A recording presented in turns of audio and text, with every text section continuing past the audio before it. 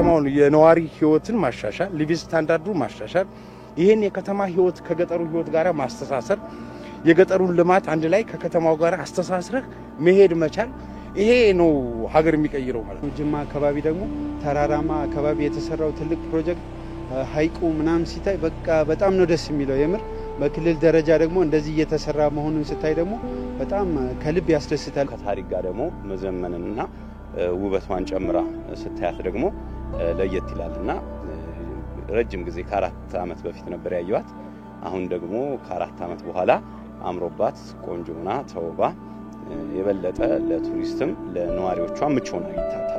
እነኚህ ምንላቸው የቱሪዝም አቅጣጫዎች ዝም ብለው ራሳቸውን ችለው የሆነን አካል ሆቴሎችን ወይም ደግሞ የተከፈቱ የተገነቡ ትልልቅ አዳራሾችን ኮንፈረንስ ኤሪያዎችን ብቻ የሚጠቅሙ ብቻ አይደሉም። በዛ መሐከል ማህበረሰቡ ምንድነው የሚጠቀመው የሚለው እንዴት የተሳሰረ እንደሆነ በደንብ ማየት ይችላል። ይሄንን አንድ ወቅት አዲስ አበባ ላይ ሲጀመር አንድ ቦታ ላይ ሲጀመር ትውልድ ቦታ ላይ ከሌ ላይ እንዲህ ቢሆን በየመኝ ነበር ስመኝ ግን በእንዲህ ባጭር ጊዜ ውስጥ ይሆናል ያስፈልጋል።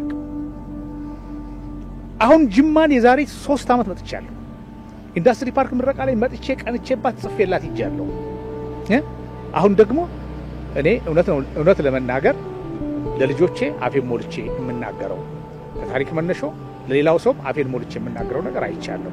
ጅማ ያለው ነገር እንደመጣን ለማየት ሞክሬያለሁ።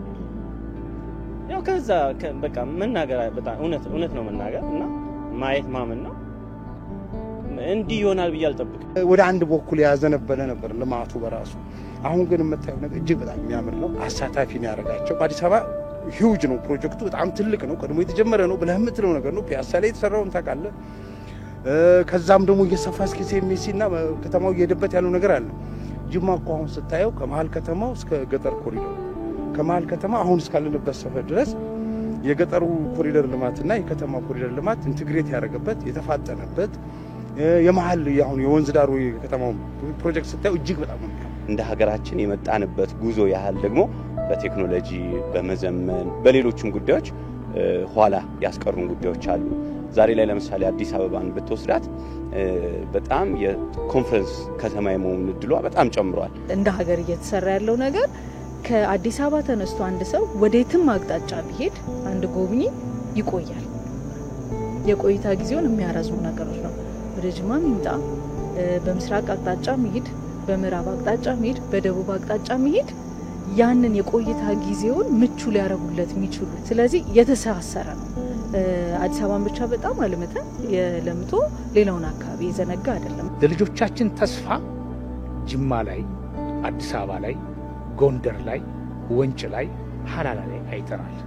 ይሄንን መመስከር ይሄንን መናገር የማይደፍር ካለ እሱን ኢትዮጵያን በዘፈን እንጂ በተግባር ሊያውቃት አይፈልግም ማለት ነው። በጠቅላይ ሚኒስትሩ ኢኒሺዬቲቭ የተጀመሩ የተገነቡ ያሉ እየሰሩ ያሉ ለአገልግሎት ክፍት የሆኑ በርካታ ኢኒሺዬቲቮችን ያየን ነውና ተስፋ ሰጥቶኛል። በአጠቃላይ እውነቱን ማየትና መገንዘብ ብቻ ሳይሆን ማስገንዘብና ማሳወቅ ለራሳቸው የሚዲያ ሰዎች ይሄን ነገር አይቶ ተገንዝበው ለራሳቸው ከማወቅ አልፎ ይሄንን ማስገንዘብና ማስፋት ማስረጽ ያስፈልጋል። ህዝቡ ጋር ጥያቄ የሚፈጥሩ ነገሮችን መልስ እንዲመጣ በማገዝ የሚታዩ ነገሮችን ደግሞ ያለ ሽሽግ ማለት ነው ያለምንም ድብቅ በማሳየት ብዙ ነገሮችን መለወጥ እንችላለን ብዬ አስባለሁ። ሰው ሚዲያ ላይ የሚያየው ነገር ነውና የሚያምነው ከዛ አንፃር የኛ ኃላፊነት ነው የቀረው እንዳውምላለሁ።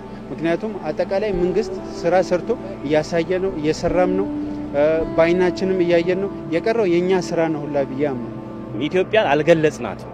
በቃ ኢትዮጵያን በልኳ በተሰራት ልክ አልገለጽናትም ብዬ ነው እኔ በእኔ ማስበውና የሚቀረን ነገር አለ መጻፍ አለብን።